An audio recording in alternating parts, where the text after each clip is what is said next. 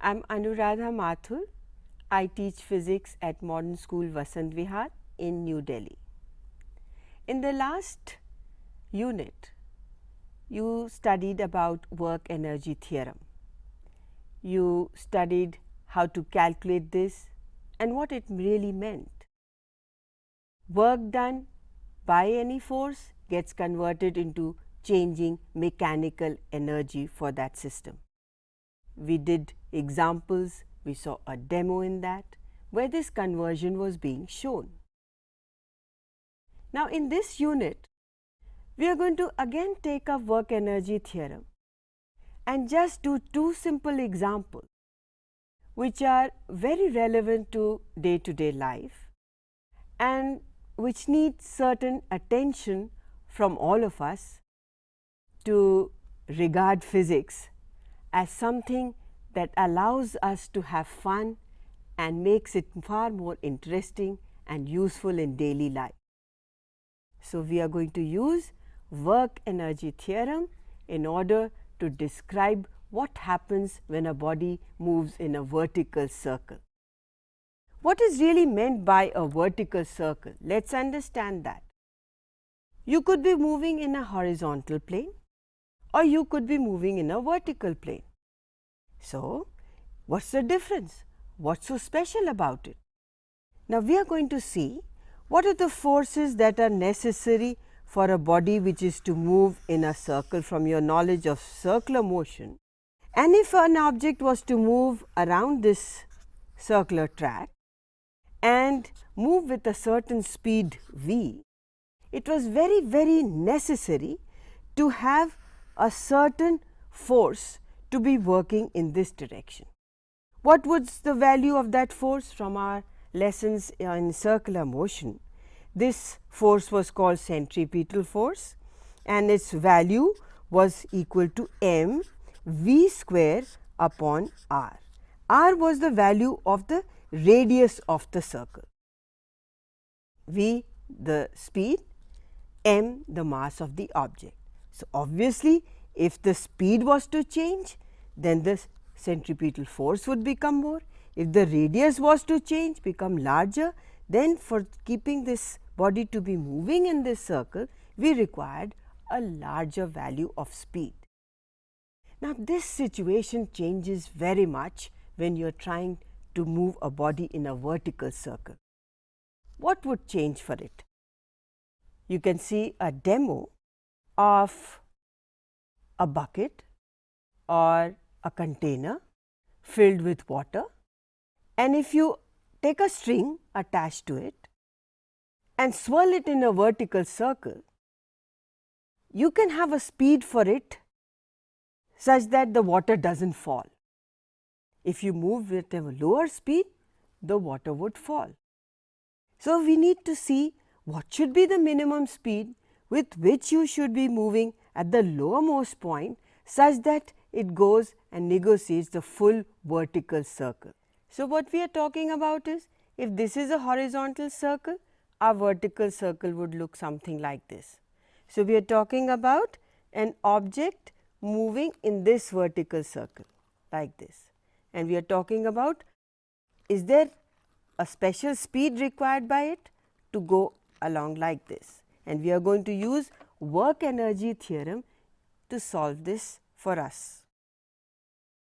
Now, here is our circle, and let us consider a stone or a water container which is somewhere over here tied to this string of length L, and we give it a certain horizontal speed here at this location A, and say we call it V A, and this moves right up till this point and continues to do so. So, at this point, if we call this location C, then the speed at C should be causing it to move in this direction. With respect to this point A, C is higher in a vertical system. From here, this would be A and this would be C. So, this is higher with respect to that, and what is the height above it? equal to 2L. Supposing the mass of the object is m here. So, what are the forces acting at this point? That would be mg, the weight, and the centripetal force which we have just discussed. So, it will be m V a, the speed at this point, upon L, the length of the string. Now, this should be equal to the tension in the string at this point. For it to go right up till here, what will be the forces acting on it? There would be mg, that is the weight of the system, and this should be equal to mvc square upon L, because the basic condition we are saying is for it to negotiate this curve. That means string should just slacken, that means the tension should just turn 0. So, at this location you are talking about Tc becoming just 0. So, this is what is happening at A and this is what is happening at C. In addition to this, the energy at this point can also be explained, because that would be potential energy with respect to the position A. That means, from this point to here, the potential energy at C can be given as equal to m g, and h here would be 2L. So, at this point the object has kinetic energy which is equal to half mc square plus the potential energy at this point.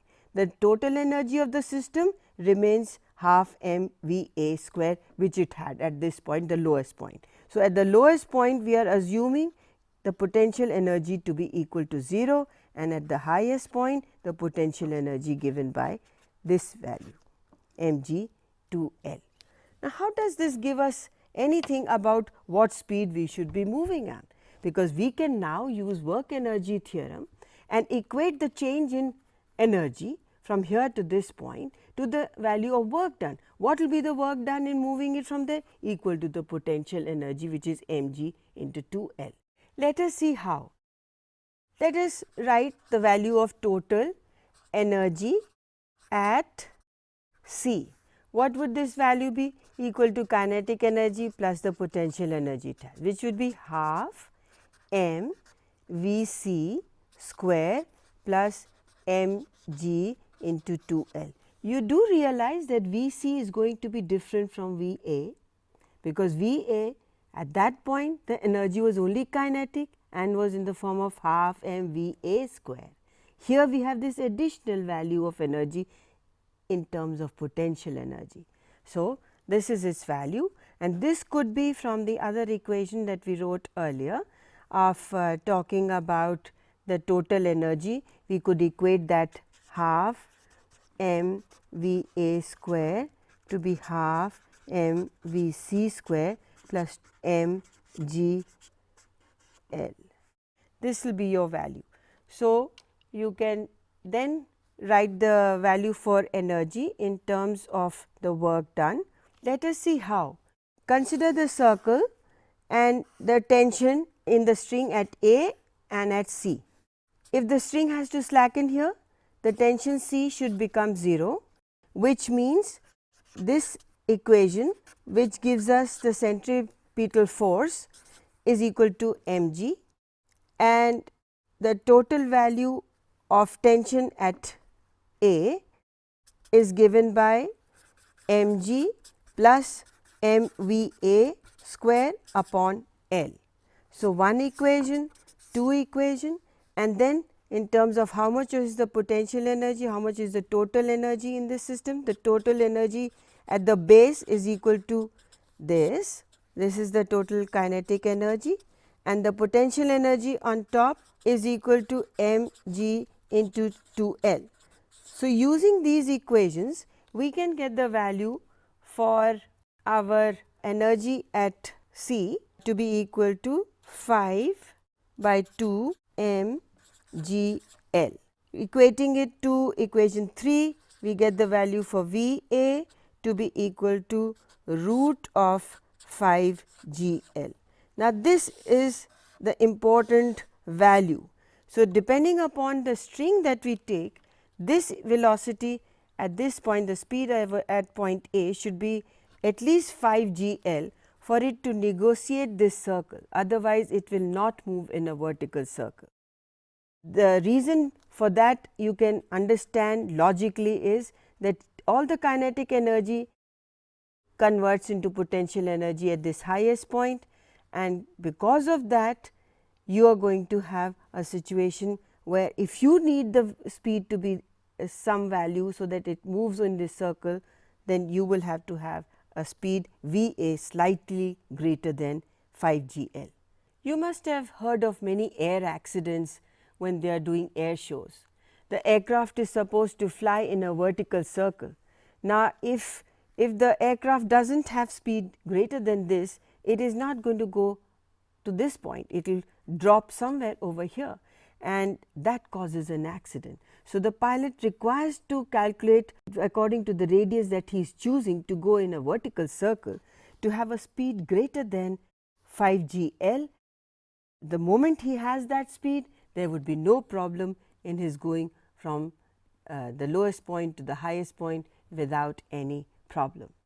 We are going to take up one more example, which is not only very interesting, but also tells us something about what we never ever think of. For example, here is a big lake and water goes up as water vapor and forms these beautiful clouds that we see. And then of course, there is rain, and we never even think that there would be some energy involved in formation of the cloud. So, what we are going to do now is use our work energy theorem to find out how much energy is taken up by the water to go right up and form a cloud and come down. Okay. So, let us see how do we do that. Supposing we imagine this cloud to be at a height of 500 meters, that is about half a kilometer, and say there is rainfall and it covers a certain area over here, and this area can be taken as 10 raised to the power of 6 meters square. And say on a particular day when it has rained, the water collects up to a height of say some 2 centimeters. Not to scale, but just to make you and get you an idea that okay, the water will fill up to 2 centimeters. How do we calculate this now? All we have to do is to find out what is the work done in going up. So, let us calculate the mass of water that has come down. How much would be the mass of water? The volume of water will be given by 10 raised to the power of 6 multiplied by 2, and if you multiplied that by density of water, which is 10 raised to the power of 3 grams per meter cube or 1 kilogram per meter cube. So, this is the value for the mass, and acceleration due to gravity you can take as 10. So, your the work done in moving this mass to this height can be calculated, and how much would that be? Mass into acceleration due to gravity into the height that you raise it to. So, in our case it is 500. So, let us substitute that 10 raised to the power of 6 into 2 into 10 raised to the power of 3 into 5 into. So, all together how many? 6 plus 3 9 plus 2 11. So, you are going to have 10 raised to the power of 11 joules of work. That is huge amount of energy. Where do you think that comes from? All the heat from the sun, heat from the ground, vaporizes the water, and they get this additional energy to go and make the clouds, and that comes down as rain, but not without doing work. So, work energy theorem has shown us a way to find out how much of energy is there in moving the water droplets from the base of the lake or from the lake to a height of 500 meters and come down as rain. You can find many examples like this and use them to your advantage and do fun things and tricky things to find out how much of work is being done from the way the energy changes. So, amount of energy change equals to the work done. So, work energy theorem is very, very useful in physics and especially in mechanics.